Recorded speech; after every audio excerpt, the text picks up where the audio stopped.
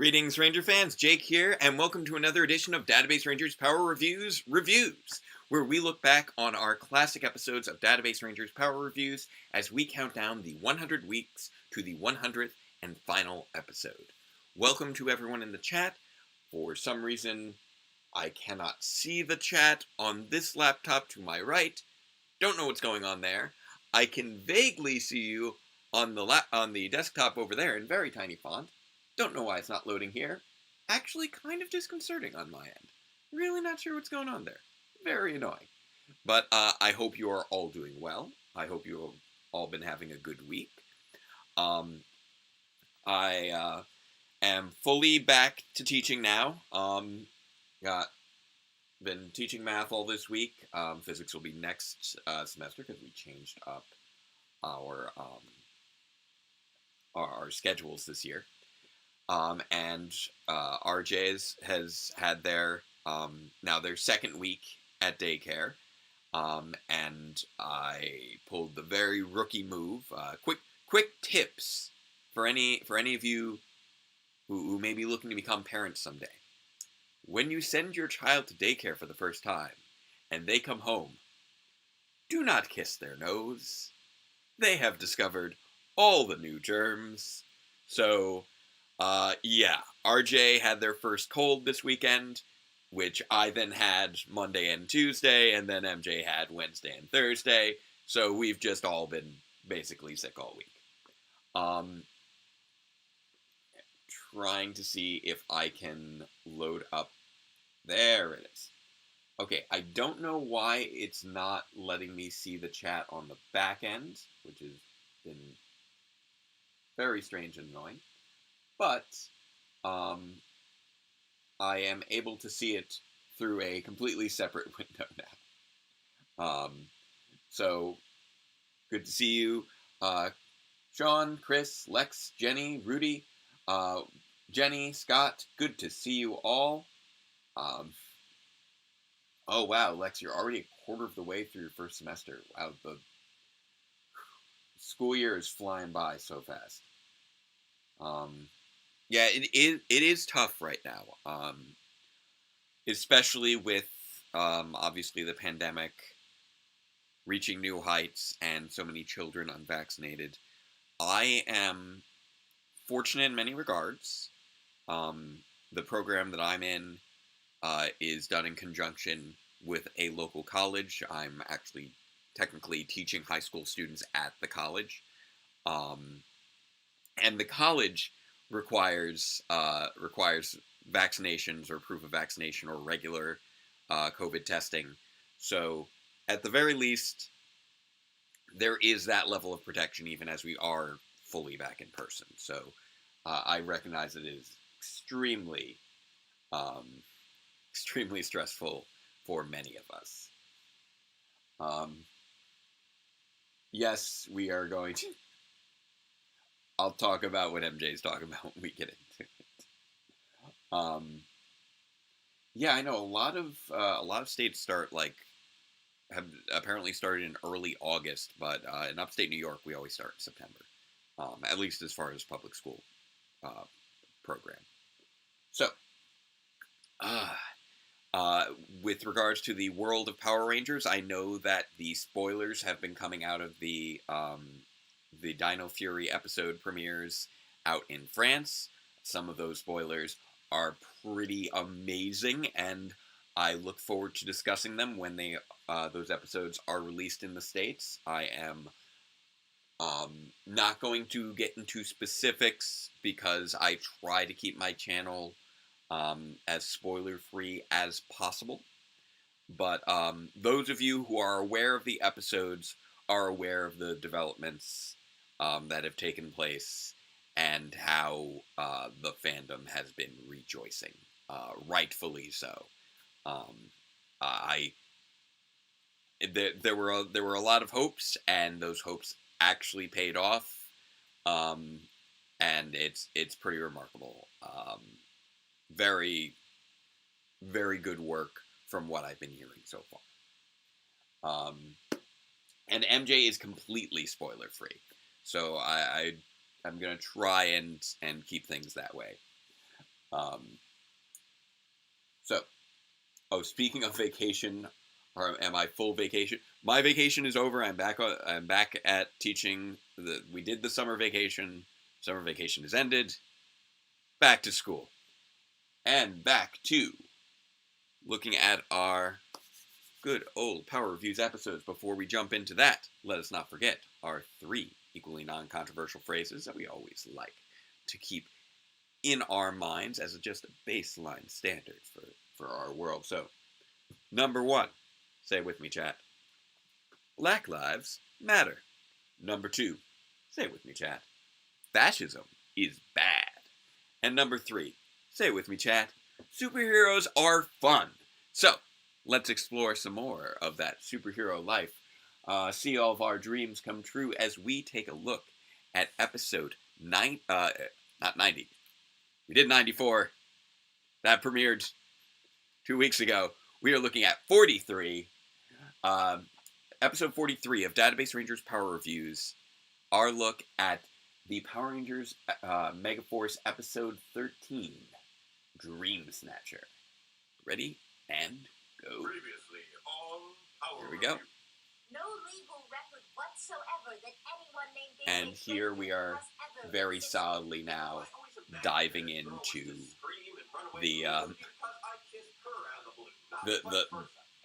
the mystery of Database Rangers' identity, which is the real big driving force of the fall season, which feels appropriate that would be the sort of the the final arc of year 1, discovering who is Database Ranger.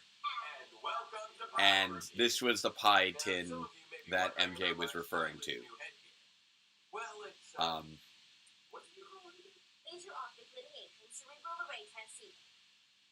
Yeah, so there's a lolcat on my head. Yep. Don't worry about it. The point is, this thing is here to take The laser optic lineation cerebral array transceiver. I worked so hard for that acronym to make sense. It barely does, but it makes enough sense. We really don't need to go into details.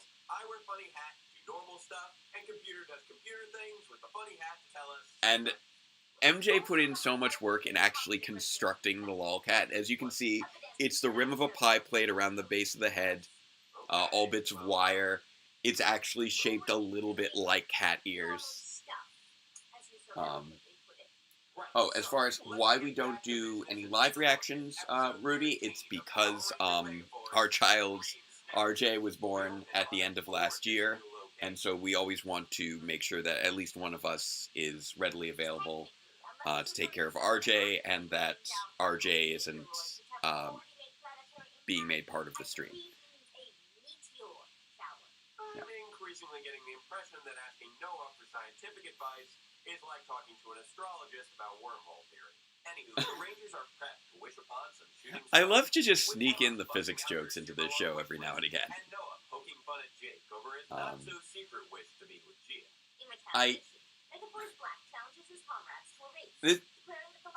I do enjoy the ridiculousness of the lolcat array. During this point in Power Reviews, we were kind of doing the very fast turnaround, very close to being released within a week of the premieres of the episodes, which was a very quick, tight turnaround. Like, these would come out, I'd write the script, film it, put it together, basically all in a week, maybe like 2 weeks tops at that time, without knowing what each next episode was going to be. Gotta love the little jab at the Trivial Pursuit game. I feel bad for the Wait a minute. You're telling me that after all this time, we finally get confirmation on the names for these oh my two, goodness. and they are introduced as Senor Biggs and Senor Blooper? It's ridiculous.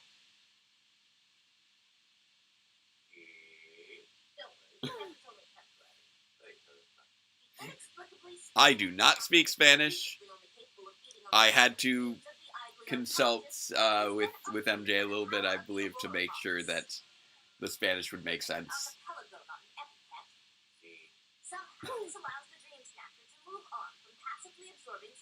But yeah, it was always fun trying to figure out, okay, what can I use as a basic premise for the review this week? You know, and that's always a bit of the challenge of Power Reviews. With Power Reviews is kind of thinking, okay, how can I tell my story and make it make sense as a review? At this stage, you know, we didn't have the live reviews playing through his head quite so much. And I had to think, okay, why would they sit down to do a review while they're in the midst of all this stuff? In episode 41, it was because they needed to calibrate the camera, which had been malfunctioning. Episode 42, he's actively trying to avoid dealing with the mystery of the glowing eyes. Here, it's part of getting a baseline on his brain, because now we have established across the course of 40-plus episodes that this is his baseline. This is what he always goes back to. This is his standard activity. So you want to get a good reading of his brain, you got to do a review.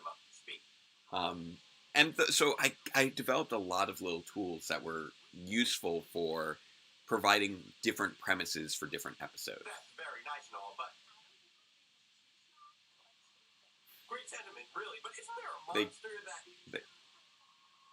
It always gets so weird whenever they get caught in a conversation while there's clearly a monster dealing with things. Trying to warn you. So Emma falls or slowly lies down, now trapped in the monster's dream. That was one of those lie downs that looked very much like they were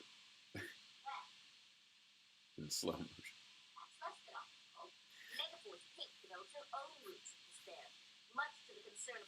Okay, I'm not gonna lie. That's less than optimal is a borderline catchphrase for me in real life. Like, when something just is not working and I suddenly realize, oh, this is not going to work, I just go, oh, that's less than optimal. So Emma wakes up in the freaking dream world. Oh, what is my favorite Halloween episode of Power Rangers? Well, I mean, I know my favorite episode in terms of episodes I've reviewed. I very much enjoyed reviewing Trickster Treats, even though I admit it is not a good episode of Power Rangers. And I want to achieve world peace and cure world hunger and thank the Academy. So it looks like Emma's Miss America speech. I like having all the little glitches there. It's always fun to have a gimmick or a premise that helps you run through the episode. Well, not sure. But apparently the Ghost Morphers double as MP3 players. You know, as it's become far more serialized and far more narrative-driven, the gimmick of the episode has become a little less prevalent. So we don't get to have this kind of fun quite so often. Although the Power Morphicon episode recently was just a lot of fun, because you can play a lot with that premise that we were working with.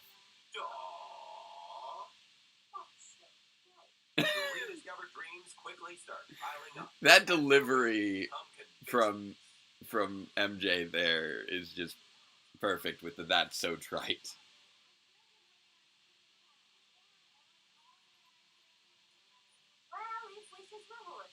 We'd apparently all be in the midst of a stampede, and Dream Snatcher vomits up all the spirits of the re-inspired dream. I'm fairly certain that's not how that act is supposed to go. Regardless, you can't argue with the results. As everyone wakes So, up and Emma hurries to join yeah, Trickster Treat was a very fun episode to review. In terms of which Halloween episode I think I liked the best, that's a little trickier. I would have to think about that one a little bit more. I always have trouble playing favorites. Ooh, will I do a commentary for Grid Defense? Ooh, I hadn't actually thought about that, but I probably could and should do a commentary for Grid Defense at some point. That is a good point, Lex. That kick was awesome! Yeah, man, yeah! You combine those Megazords! Bust out that dual strike! I don't know why I become Macho Man Randy Savage there.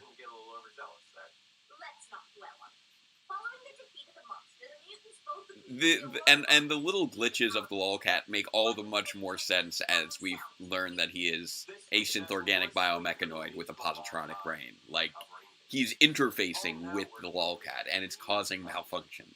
Whether it's playing music, running through the park without being mugged, getting your parents to leave the country, stealing a helpless and confused little kitten, or in the case of I really like just how we robot warrior. phrased all of these different dreams. Oh, not even an electric sheep. The droid Templar declines This- Megaforce Black's invitation. This was actually probably one of the Choosing to focus on the mission instead. less That night, they all frustrating meet up on episodes of the Megaforce. Like, And although Troy is it's- worried about the potential return of you know, the there's nothing really all that special about it per se, but it does have some pretty good vibes, which you don't get too much of out of But Disney Megaforce. didn't have the rights to the show anymore. They all joined hands to wish for peace and harmony on Robo Knight's behalf, marveling in the beauty of the night sky, as Jake treasures this moment with Jude, and they all remained blissfully unaware of their silent ally, gazing off in wonder as the falling stars reflect on his face. And that's the end of our episode. So, what did we think of it? I feel like also I'm feeling a little unclapped. I don't know what that means. Talk amongst yourselves. The only other one here. I'll give you a topic. We already have. There, I feel better now. the Where was that? You made it as far as I Oh, right. I'm amused that I have gone back to the Linda Richmond, to the Mike Myers' Linda Richmond on Coffee Talk routine multiple times in this show. If anyone, if anyone's not aware, on Saturday Night Live back in the early '90s when Mike Myers was on the show, he had a sketch called Coffee Talk with Linda Richmond, where it was basically old Jewish women kvetching. And it's just always been a very funny bit to me, and I enjoy calling back to it with the I'm feeling verklempt, talk amongst yourselves.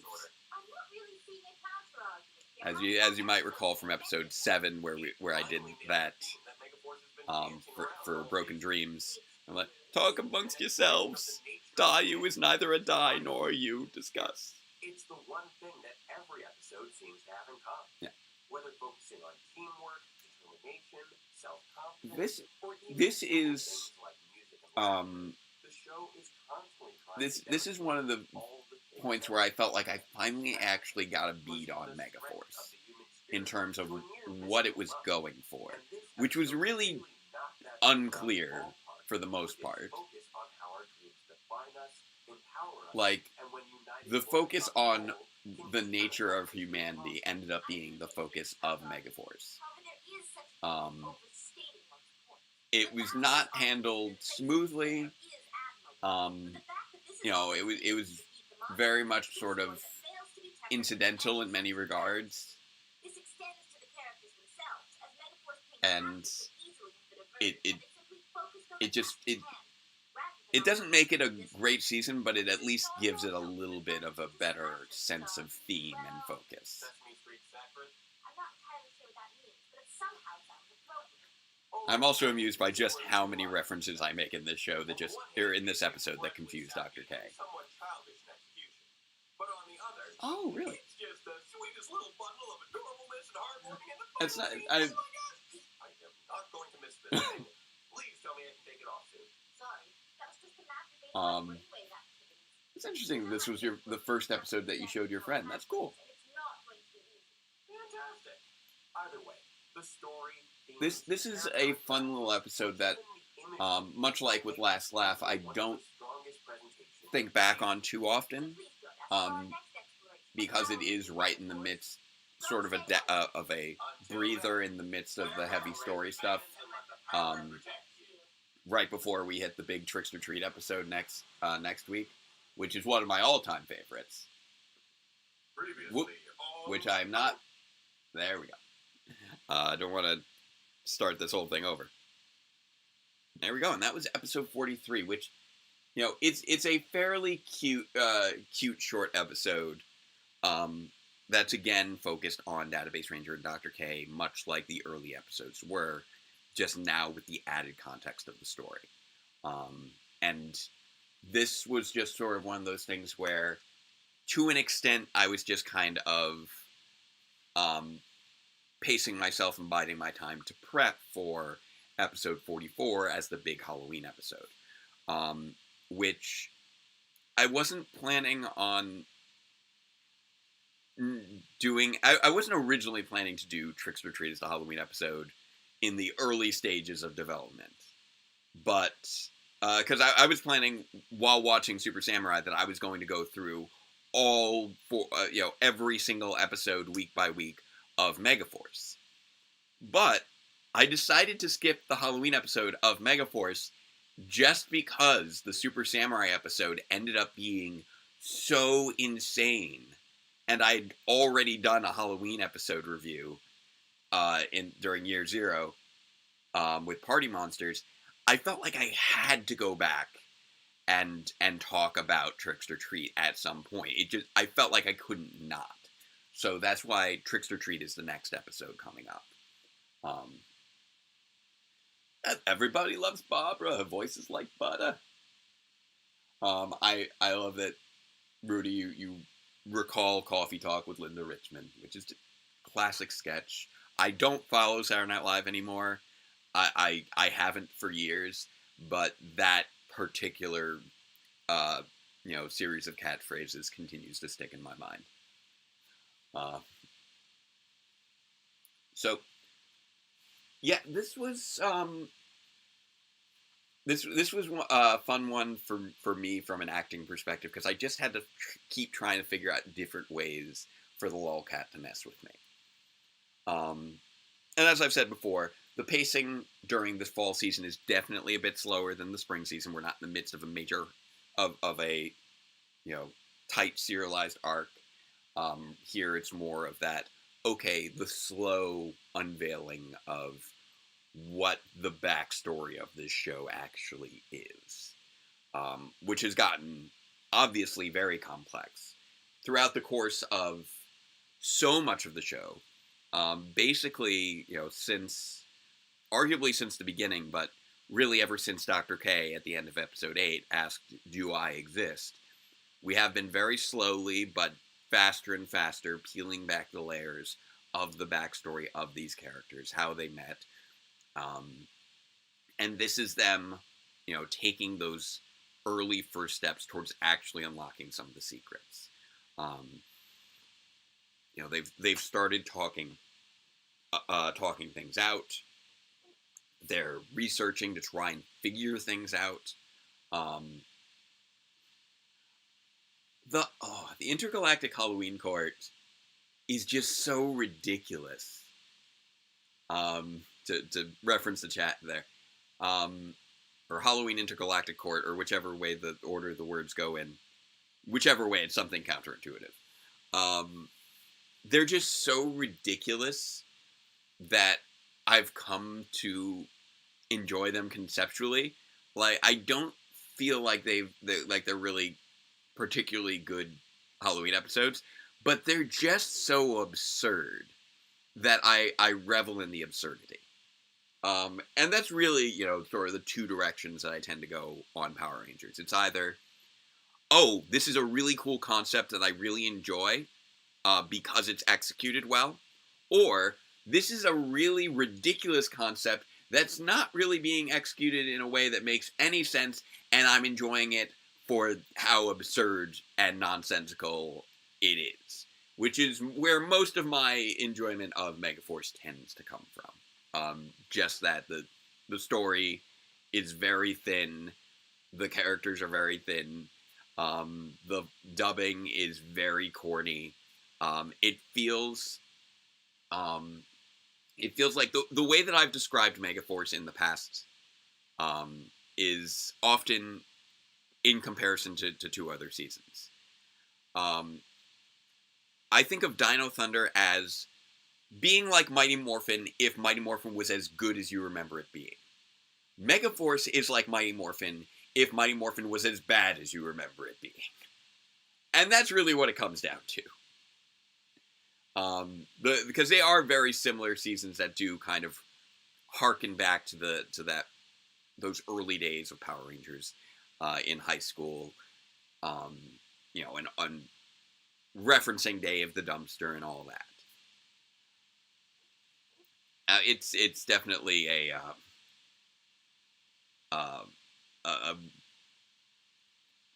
interesting attempt to recapture the magic of the early 90s, but they kind of overcompensate the um the almost homemade feeling of the early 90s, I guess you could say. It's hard to really describe sometimes. Um oh yes, give me an intergalactic Passover court. Power Rangers. I want to see the intergalactic Passover court. Yes, please. Have it be like, you know, this monster like consumed leaven goods or something nonsense. I don't know how you do intergalactic. Actually, I take that back. Don't do intergalactic Passover court. I can't think of any way off the top of my head that it wouldn't just be like horribly offensive in some way. Like I'm trying to think right now how that would work. And as much as a Jewish person, I think that conceptually that's hilarious. Policing Jewish behavior not going to go great. Don't do that. Won't do that. You can police your Halloween behavior. If you want, you can. Christmas has been commercialized enough. You can police your Christmas behavior. We could have a Passover episode. That'd be cool. But probably not a Passover, intergalactic Passover court. Every verdict gets a plague. Yom Svardea Ini. Oh, I don't recall all of them off the top of my head, but the plagues in Hebrew. But yeah, it's unfortunate. I still find it kind of sad that more shows haven't done more special Jewish holiday episodes. Speaking of which, Lashana Tova, everybody! Happy New Year! Good Rosh Hashanah! Hope everybody has a good Yom Tov, a good Yom Kippur next week. Not a happy Yom Kippur, because nobody's ever happy on Yom Kippur. But hopefully everyone has a good fast if you fast for Yom Kippur, which is next week. Intergalactic Valentine's Day Court. Yeah, you get found guilty of breaking hearts. You see, that's adorable. That works. I don't know how we got so much into the intergalactic holiday discussions, considering that next week is the Halloween episode discussion. But I am here for that. How do I feel about Jewish? I love Jewish superheroes. Bridge is amazing. Everybody loves Bridge. Bridge celebrates Hanukkah. I'm sure that there are others that I'm not. Ben Grimm, the Thing from the Fantastic Four. He's canonically Jewish. And then just many of the creators of classic superheroes have been Jewish. And certain aspects of that feed into the stories that they tell. There is obviously the parallel between Superman and Moses in the River and things like that. Three frog. Okay, you've lost me on the frog farm.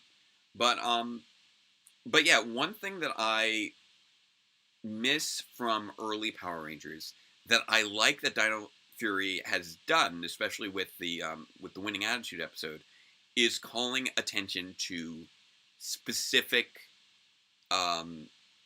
instances of diversity. Ever since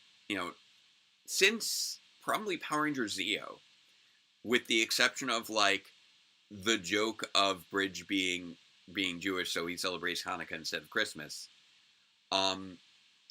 Outside of casting milestones like the first Black Red Ranger with TJ, or first Asian Sixth Rangers, or first Black Pink Ranger with Camille, or first Indian Power Ranger with Ravi.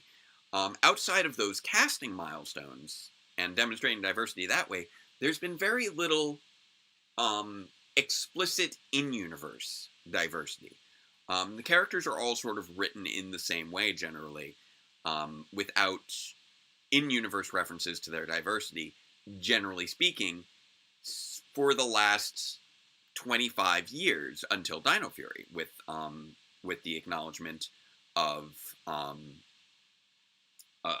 Cousin Lily having an intellectual disability, and that's the first time we've really had that since Zeo, not including Bridge being Jewish or Master Swoop being blind, because in both those cases, it was really just sort of it wasn't really a focus of it, because Bridge being Jewish was mostly just a one-off joke referencing the fact that his actor is Jewish and Bridge is a little quirky, and Swoop being blind really played more into almost him having the more into the supernatural sense tropes than how an actual blind person functions in the world.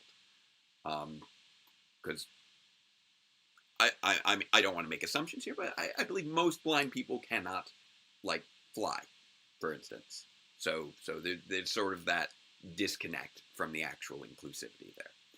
As much as Master Swoop is cool representation, it's really the same sort of thing as Daredevil, where it's subverting a little bit of the real life experiences, even while getting some nice representation in there. Yeah, it's specifically referencing the bad aspect. Yeah, and then we should have our first Black Gold Ranger this year, and our first team with two Black Rangers, not black as in Black Rangers, but two African American Rangers, which we've never had that type of diversity in our cast before. We usually just have, like, oh, we have one of someone of this ethnicity, one of someone of this ethnicity, and if we have two of any ethnicity, it's almost always white people, with the exception of Jem and Gemma. So it's nice seeing that added diversity where just because one person is representing a particular demographic, that doesn't mean that they can't have additional representations of that demographic. Just as with Javi and Izzy, both being Hispanic. So it's nice to see that sort of, again, widening of diversity, allowing a little bit more flexibility in there. Maybe you might not have the same representation one year as the next, not the same makeup one year as the next, but they're still striving for new ways to be diverse, which is great, and new ways to be inclusive. And actually calling attention to that in the show and making it explicitly part of the stories, part of the writing, I think is great, and I want to see Power Rangers continue to do that. It's been good stuff. I loved Billy being on the spectrum in the movie. It related hard for me, and I'd love to see more of that happening in the show. So hopefully, maybe we'll even see someone on the spectrum in the series proper now. There's so many great opportunities that I feel are finally opening up after sort of stagnating from the story diversity in story elements over these last 25 years. So that's some of my thoughts in terms of what we're expecting with Dino Fury moving forward. I know we got on some heavy tangents there. As I said, this episode of Power Reviews is one of those sort of lighter, cuter episodes, and I will have a lot to say next week about the Tricks for Treat episode, which is one of my favorite episodes that we've done, even if it is, like, both because it's, despite it being so seemingly nonsensical, and because it's so seemingly nonsensical, and all the ways in which it makes sense if you have all the context. I'm really looking forward to talking about that one next week. It's crazy that we're coming up on it already. So thank you all for joining me and discussing Power Rangers with me, discussing Power Reviews with me. I look forward to continuing to discuss the series next week as we continue our steady march towards the final episodes. 95 is already mostly filmed, and I've been processing through sort of the last bits of footage. I still have a few pickup shots to do with some people that I need to reach out to. Although it's really just a handful at this point. 95 has been a process. 94 was its own thing because so much, because a huge chunk of it was filmed 5 years ago, and then all the rest was filmed far, far later. Whereas with 95, it has been shockingly piecemeal with, okay, I can grab you, let's film some of 95. Okay, I can grab you, let's film some of 95. Okay, I can grab you, let's film some of 95. And it's been like that for like the last 3 years. So 95 has been another big episode, and it's really all big episodes in different ways moving forward that I'm really looking forward to showing you.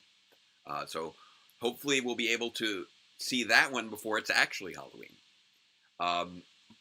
But next week is when we'll be taking a look at our next Halloween episode. Looking forward to that. And before we leave for tonight, let's say our remaining 3 equally non-controversial statements. So, number 1, say it with me, chat.